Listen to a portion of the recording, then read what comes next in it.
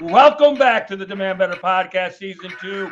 We are your consumer's guide in the health, fitness, and wellness space.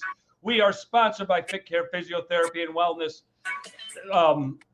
where the emphasis is to focus on your fitness so you can avoid the healthcare space. My name's Corona, and I'm coming to you from the concrete jungle, New York City, and I am joined by my dancing co-host, Dr. Bo Babenko, who's in Erie, Colorado. What's up, big dogs? But excited to redo this one. Good to see you again. It's been a long time. For anyone who didn't catch it, we tried to record this episode 2 days ago, Saturday. It went bad. All sorts of technical difficulties. So we're doing it again. We think this is super important.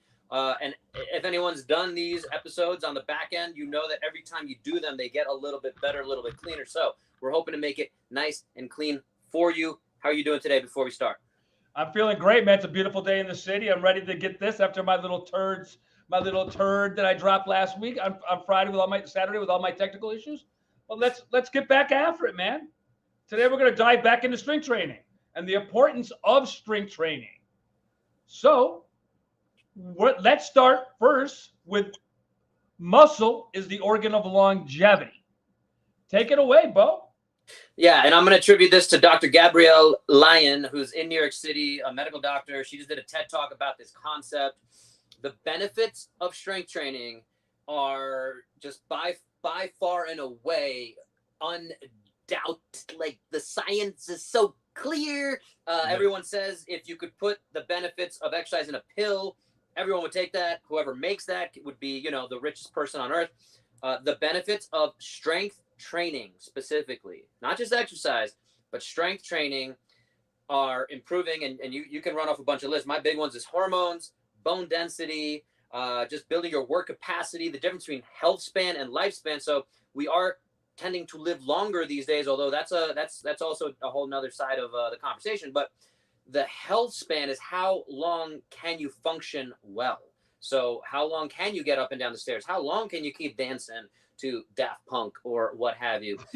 So that capacity, the ability to hold on to that capacity is something that is vital, and comes from strength training. Talk about some of the other benefits, psychological. I mean, I'll let you run with that. Well, listen, the bone density issue is vitally important, first of all, because I deal with a lot of people who do a lot of cardio, and they're like, I don't understand how I got osteoporosis. I'm like, you need to strength train. That's how you prevent that disease.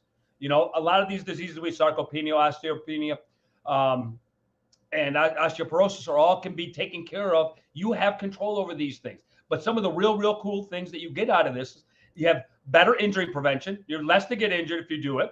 Better quality of sleep. And you also have these enhancers like these endorphins that help us with our mental state. Strength training just isn't a physical thing. It's also a mental thing. We have less anxiety and depression. We're more self-confident, and we have improved cognitive function. But I said you have less chance to get injured if you're strength training appropriately. So we always have to remind y'all not to forget to see a doctor, Bo, and get a checkup and find out what's wrong with me. What do I need to work out so you can set a plan to go forward with the house that you are building. So you have that longevity piece. And it's vitally important that you do, and you do it to help counteract what you're doing daily so you feel great. Yeah, and that takes us to point 2, which is start today. I mean, we can keep talking about the benefits of strength training, I think, for years, for hours. We can link you to all sorts of resources. But starting today, the analogy I love to give here is the 401k. Yeah. So for anyone who has any financial literacy, we probably can go into in depth on how saving for retirement is something, especially here in America, where the government, we cannot necessarily rely. There's Medicare, there's Medicaid, there's some certain government programs maybe we can rely on, but it's probably a good idea to start saving for yourself. We just had a kiddo. We're starting to save for his college fund. So putting money aside, understanding compounding interest, putting that money and being able to say, hey, this is going to collect 5% for the next 30 years. and saving for a rainy day, aka when you turn 65, you don't want to have to work the rest of your life. We understand this, most people, from a financial perspective, and that's something that is also super deficient in our healthcare and in our educational system. So that's a whole nother conversation there. But I have a bunch of great resources for that. There's I Will Teach You to Be Rich by Ramit Sethi. He has a podcast and a book, phenomenal resource for financial literacy. But anyway, the point is saving when you're 65. Let's say you want to save $1 million, right? You have to put aside whatever it is, $100 per paycheck, whatever the numbers are. We understand this concept, but we don't think about it physically. So I talk about a physical retirement plan. So I'm 39 right now. I am back squatting 250 pounds, 3 sets of 10, whatever the numbers come out to, so that when I am 79, 40 years from now, I'll still be able to run up and down stairs. I'll still be able to pick up my hopefully grandkids by then, so that, we can have that functional capacity. So that's the 401k concept. And it starts today. The sooner you start investing, the longer that money has time to grow, and the same as our bodies. We talked about the sarcopenia you brought up in the first point there. And that's the point is we're going to start losing money. We're going to start losing muscle as we age. That's a natural part of aging. So we really have to battle that. Yeah, no, listen, man, the first thing I can say to you, you wouldn't go out and start your 401k without getting some advice from someone who knows more than you do. So your most important asset's you. It's your body. Once you need to, I tell everybody at least spend one time with a good trainer. You can go to season 1 of ours, so how to find a trainer, how to find a good therapist. This sounds to some people crazy. Go get a PT who's a good PT, and what you end up finding out is what deficiencies you have in your body, so you can actually build a solid foundation in this. But I can understand, since you and I are kind of like gym rats, I can understand one thing. To start today for some people isn't so easy. It's just not. They're intimidated. There's a competitive nature. You do CrossFit. A lot of people wouldn't do CrossFit just because of the competition nature that's within it. There's also the stereotyping of the people in the gym. A lot of women, I don't want to be bulky. I don't want to look like that CrossFit athlete. Well, you know why you don't look like that CrossFit? Because that CrossFit athlete's working out 6 hours a day. That's why that person looks that way. Lack of femininity, injury and risk, again, come up in this area. I am just saying to you, all those stigmas. My father used to have a saying all the time. He used to say, it's always easier when you know what you're doing. If you have a plan going into the gym, a lot of that stuff will be wiped away. And there's also other components within the gym. There's people you would never meet before, and there's other things that can help you, drive you, and motivate you while you're in the gym. My big thing is get your butt to a professional. Get an idea of what your body needs. Don't just guess because they're doing it on the app and the app works. Don't guess. Figure out what your body needs and work it, and you will age gracefully. Listen, Bo, a lot of my buddies, I got a lot of guys in their 50s, man. I got an old teammate, who's overweight. I have a buddy of mine at 54 who just had a stroke. Listen, take care and invest today in you. So we're not telling you nothing's going to happen, but we're telling you lowering the odds. And that's what we're here to do. We're here to convey information to y'all so you can lower your odds and live a great life and be able to get on the floor with your grandkids and your kids and have a time of your life. But before I keep going on and on, let's go to number 3. Well, there's 2 things I want to finish with that thought. One, we talked about it last time, is the heaviest weight in the gym is the front door. So we both love to say that. So I wanted to make sure that I got in this one. So once you guys can lift that front door, push that front door open, the world opens up. And to the 401k concept, David just talked about it, is, again, if you invest $1,000 up front, just like I just put $1,000 in our kids' college fund. So 18 years from now, hopefully, or whatever the numbers work out, dude, like that's worth a lot more, and it can build a lot more. That $1,000, and that's just a random number I'm just kind of throwing out there. But in terms of an assessment, putting a plan together, putting a long-term plan together with Dr. Bo, with David Corona, with whoever that you trust and can show you what that looks like. For $1,000, you should probably get hundreds of thousands of dollars worth of avoiding medical costs, breaking hips, all the things that we see, osteoarthritis. If that individual can speak to those ailments and how strength training is going to help us. So coming back to all that, I just wanted to to say that investment up front is something that a lot of people sometimes say, hey, that's $1,000 a lot of money for a lot of people. I totally get that. However, and there's different ways you can invest $10,000. You know, LeBron James and Russell Wilson, who's no longer a good example of this because his play went down, but they invest over $1 million in their body every year. Now that's netting them additional millions of dollars. But that kind of applies for your average Jane and Joe in the sense that, again, if you invest that $1,000 the right way with the right people, it's going to be better than going to the chiropractor, which I hear all the time. People are, go into this loop, they stay active, but an annuity. You're kicking the can down the road. So again, we're without throwing shade to any professions or anything like that, we can move on to the concept of dosage. And again, this is that fear, the myth of if it doesn't challenge you, it doesn't change you. And this is where strength training, drives us a little crazy. We've talked about it. Of a lot of senior citizens silver sneakers programs where they're lifting 3-pound weights for 45 seconds and doing shoulder raises or whatever the thing is. But the point is, those classes, we're generalizing again, they tend not to want to injure someone, which is fine. We totally understand where that's coming from. But you as an individual listening to this, if you have someone who is in this demographic of wanting to get stronger, you have to understand that the right dosage, the poison is in the dosage but whatever the opposite of poison would be in this case, the health is in the dosage, where if you're not dosing it appropriately, where that comes back to investing with someone who can explain these concepts to you. We're going to give you the how the sausage is made. The $1 million cure here is you need to be pushing in that 8 out of 10, 9 out of 10, even 10 out of 10 challenge, because if you're not pushing that, you're doing the 3-pound dumbbells. Maybe even those 3-pound dumbbells are a little challenging in the beginning, which is fine. It's not a judgment thing. But when you start to adapt to that, and again, the other example I give with this a lot of times, we see folks in the gym on the elliptical for a year. And they don't change their body. They're on there, they're reading. And again, like, good for them for moving. Maybe it's better than sitting on the couch. They're getting out, they're doing something. It might be the best thing for them. They might have other things going on. We're not judging that. But I'm saying, hey, maybe there's a better use of your time. Let's get you to deadlift that kettlebell. Even if you start with the 5 pounds, 10 pounds, 15. But I see 85-year-old women come into my clinic with all sorts of different diagnoses. And I say, hey, here's a 50-pound dumbbell or kettlebell. We're going to deadlift it today because that's the best thing for your back. I'm going to show you how to do it safely. But do you feel confident in that? Yes, let's go. Let's start lifting. And they build, and you see the body just strengthen.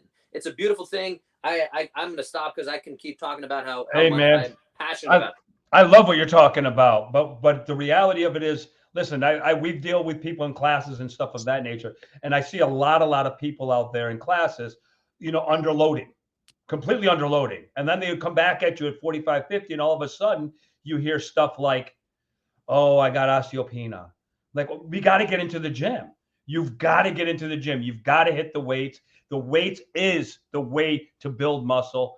It is the way to get stronger. And there's nothing more gratifying than pushing yourself to the next level and being able to do something a little bit longer than you could before. You only keep getting better if you're consistent, which brings us to number 4, which is. Well, before we do that, I'm going to shout out Jimmy McKay, my buddy, who's a physical therapist. One of the best. Jim? He's actually not too far. He's up a little upstate New York, right above you in New York City there. And he just said that's a great ROI, I believe, referring to our comment of if you invest $1,000, that could be saving you a couple $100,000 down the line in metabolic dysfunction, in surgeries, medications, the cost to the system, all these kind of things. So thanks for shouting us out, watching on LinkedIn there, Jimmy McKay. So number 4, we're going to go to, this is kind of wrapping it all up and giving you the advice that I think we want to give and kind of shake everyone. I talk about recently one of my best friend's mothers. She's in her 70s. She was doing the 3-pound and then 5-pound classes with the dumbbells and just like, and she wants to minimize how much she's falling. And again, we're not just talking to that population of folks, but the point is that we want to see if folks can commit, be consistent. We really encourage you guys to get assessed, which we talked about in our previous Jimmy threw in a few more things. Let's put that up there. Thinking focus on benefits and not features. That's right. We're talking about the benefits of long term. Invest that $1,000 to save $100,000 and feel better, demand better. That's right. That's why we named it this. And our friend Jerry Durham, physical therapist, is also likes to talk about the process, the patient process. He talks specifically about front desk success and making sure we lay out a client coming in to see Corona, a patient coming in to see me, and then what does that life cycle look like? So it is that, okay, it's going to cost you $1,000 for this time. I'm going to let you go out and do your own thing. If you need to come back to me, you get some aches and pains, we can troubleshoot that, and it might cost you another $100, $200, whatever it is. But again, avoiding and keeping an eye on, let's avoid cancers. Let's avoid getting a scam call there. Sorry, I seem to get about 30 of those a day. So yeah, the idea there, to finish that thought, is to keep looking at that long-term investment. The features is not what we're looking at. We're looking at the benefits. That is the last point that I want to talk about, though, is find joy in the process. And that's something that is very hard for folks, I think, to see. And that's the whole concept of like the fear of going to do CrossFit or getting in the gym. And it's sometimes nicer to just be in this class where you're lifting the 3-pound dumbbells. You're not getting necessarily, you might be enjoying that feature of the social environment, having somebody kind of guide you through, but they're not guiding you with the best of, not, I don't want to talk about intentions, but they're not guiding you with the best of overall care and individualization, where my friend's mother, who's 72, needs to be lifting heavier things. If she's not lifting anything above 20 pounds, 30 pounds, 40 pounds, she continues to decrease her ability to balance, and therefore she's more likely to fall. David talks about it. I'll let you talk about how do you treat your mother, David? Oh, I treat my mother very hard. You lose function when you don't use it. When you don't use it, you lose the damn function. And my mother's a 92-year-old woman who's physically fine. She's on no medication. Very hard to hear of that they're not on medication. My mother's active. I'm going to put two things together with dosage and be consistent. And I'm going to bring you to one of my clients who was up for a hip replacement. And the message was I'm the only person with a landline on the face of the earth. So, but the message was you need to start lifting. We started lifting. He couldn't lift his leg. He's now leg pressing 250 pounds. Guess what? He has no more hip pain. He looks great. And I'm just saying to you, if you really, really want to push yourself, listen, first of all, if you go to the gym, you're there for a reason. Don't waste your time. Go in there and listen, nobody's ever walked out and said, I'm never doing it again. That was the worst experience of my life. You walk out 9 times out of 10 saying, that was awesome. I feel so much better. Let me go into my day and do what I need to do. And I just think we lose sight of that with being consistent, because some of the best workouts I have after the first 8 minutes of being in the gym and trying to get the hell out and saying, I don't want to be here today. By the time I'm another 40 minutes in, I'm having the time of my life and I'm killing it. And I know that I'm going to be better because of that workout. So get your butt into the gym and really, really push yourself so that you can progress forward. Don't go to the gym just for the effect of going to the gym. Go to the gym and get something out of it. That's what's most important. And that's where it comes back to enjoying that process. And again, a lot of folks have difficulty with that, which again, if folks just want to keep paying a personal trainer or need that motivation or need to go to a class or whatever's affordable for them or watch a video or go on Peloton, again, I think we just have to have that conversation of there are limitations to each of those modalities. Yes. And if you can continue to play around with and find something you enjoy, that's for me a big thing is I get people coming to my garage as an example. I work in many different ways, but some get clients coming into my garage. I get them barefoot. I get them saying, hey, so far you've lifted 30 pounds, 40 pounds, 50 pounds. We're going to go for 70 pounds today. And they start to enjoy that process. And you get into the patterns of like, my brain wants to accomplish that. And I think there is this natural human nature to wanting that. So again, I think we can talk about all of these experiences, and we got hashtag Mom Beast Mode from Jimmy, who was I wanted to talk to you about him, David, because he is a science communicator, and I think it's one of the biggest things. And he's one of my favorite people in the industry, Jimmy. So appreciate you being out there and Jimmy, thanks for listening, diving with us. And again, that concept of science communicator, that's what we're trying to do. We're trying to take the concept of science, boil it down, share it with you guys so that we can make it actionable steps. Again, the benefits long-term of exercise, back to our first point, are just so far and away. It's agreed upon. Every doctor says it. Hey, you need to exercise more. but the hard part is what is the right exercise. That's where, again, we come in here. We're going to keep giving you guys this value, hopefully.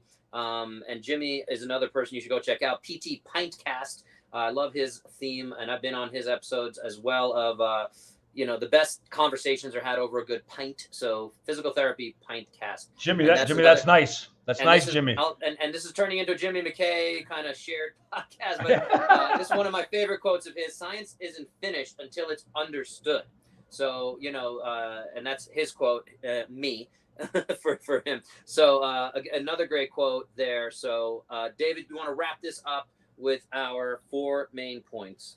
Well, the 4 main takeaways were, number 1, muscle is the organ of longevity. You need to build muscle. Number 2, today. Start today. Okay? The best time to start was yesterday. Correct. Or no, sorry. The best time to start was 10 years ago. The next best time is today. Just today. Number 3, push the envelope. The dosage is important. You need to push yourself. If you do not push yourself, then what you're going to run into is some of these itises, probably osteoporosis, osteopenia, all these things right there that you're going to have an issue with. And finally, as Bo said, be consistent and enjoy yourself. Enjoy yourself in the process. Enjoy yourself watching yourself change. And if you're saying, I'm not a competitive person, well, guess what? Be competitive with yourself and make yourself better. Anything else you got to put a bow on it for us, Bobo? The other one I love to put out there, and I should have put it on the banner here, is get 1% better every day. That's the concept of being consistent. And the only way to do that is that challenge. If you look at those numbers, and again, true strength training, if we're really looking at it, has an inherently built-in metric that how much can you lift? It's very binary. You either lifted it or you didn't. There are compensations or all these other things that happen. But if I'm asking you how much can you bend or shoulder press, I can demonstrate that a little better here. If I go from my shoulder, straight arm, bicep to the ear, that is the standards of our shoulder press. And I can do that with 30 pounds on my right arm and only 20 pounds on my left arm. That shows us where we are. That shows us where we want to go. A year from now, I hope I can be at 50 pounds on my right and 50 pounds on my left. And so they're more balanced. But that increase in strength is very visible. Another common myth I see where folks are going in there and they don't necessarily realize that. And I've had folks ask me like, hey, I've been doing this program for 3 months. Why haven't I changed? and I say, oh, what are you doing? And they say, oh, I've been doing this. And I've been, I've done lat pull downs, 3 sets of 10, Monday, Wednesday, Friday. I've been doing it 30 pounds. It's gotten easier. I'm like, okay, that makes sense. So now we got to push the envelope and change the rep schemes and change the loading and challenge yourself. Yes. How difficult is it? We talked about that 8 out of 10. I think we 8 out of 10, 9 out of 10, 10 out of 10 difficulty challenge. So that's where I want to wrap up is if it doesn't challenge you, it doesn't change you, get 1% better every day. That goes back to our 401k, the whole concept of compounding interest. You know how much that adds up to over a year if you get 1% better every day? 100%. No, that's not how math works. Come on. I'm giving you 100%. I'm giving you 100%. Change 100%. That's good. You're giving me 100%. So no, compounding interest, when you think about it, and it doesn't work for every single, like again, lift we're talking about, but if you do get 1% better every single day, somehow, some way, if you actually stay consistent with that, I think it's 37 point something percent. So you're getting 38% better over the course of 365 days. So it's fun math, but it's a pretty good amount of improvement if you can stay with that. So, but that consistency is still the most important thing. We can accomplish a lot more in a year than we can in 6 weeks, right? So a lot of people lose sight of that. A lot of people do these 30-day challenges, or even now, hard 75 hard is a big thing, which I'm glad that they're expanding it. We have thoughts on that. We're not going to go into it right now. But all that said, hopefully we got the message across, guys. Exercise and strength training, specifically building muscle as we age, is the easiest way to improve your health span. And that health span is different than lifespan.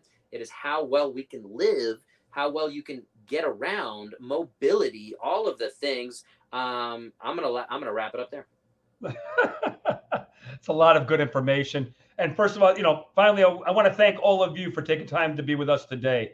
If you like the show, you can help us by writing a review or like or share or subscribe to the Demand Better podcast.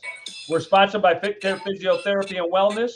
where the idea is to focus on your fitness so you can avoid the healthcare space. I'd like to also thank our third person on this podcast, Jimmy. Thank you for being a part of the podcast today. Listen, hope you all have a wonderful day. We will see you in 2 weeks. See ya. Deuces.